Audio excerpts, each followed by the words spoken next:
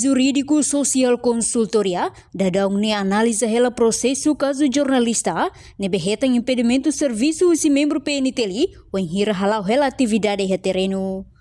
Advogado Olívio Barros Afonso ba jornalista Sira quinta-feira ne tamba foi da lais ne jornalista Sira ne behetang impedimento ne hato keisa ba jus hodi halo processo ba Ministério Público. No que se refere, Sira sedang submete ba Ministério Público, tamba dadão ne, Sira se halo analisa, no ia hela fase discussão entre equipe jurídico social consultoria yang. Nya informa, ia tempo badak nilaran, Sira se fossai resultado ba público, quando ba processo caso refere.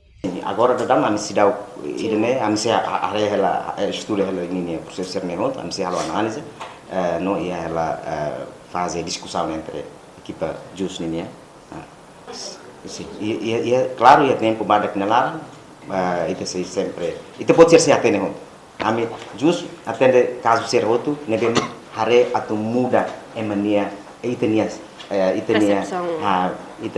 sebut nebem involve ni impacto for mudança bahia sistema, for mudança bahia emania mentalidade. Então animos atau até kata caso ser nesse nível jus quando fosse sempre sama kita halo press conference ne sama kita tem que ir publicação da informação serne para mos atu fahe partilha informação serne e momento nesse então vai caso ser nesse nemos ami sempre comigo to pode ser cara que se possível depois vai ir a concluir na minha serviço no momento nível na tondo ni ami tem que forçar kata processo nelawan depois ami se informa. Enquanto jornalista Sirane, hetang impedimento husi autoridade segurança, wen hira halau hela cobertura ba atividade se atau uniang iha terreno.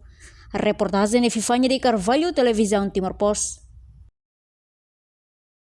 Janela informação ba emogoto, atau tem informação atual dia kliu, kita haluha, hane botão subscribe, like, halo comentário, no fahe tutang ba media sosial hotu.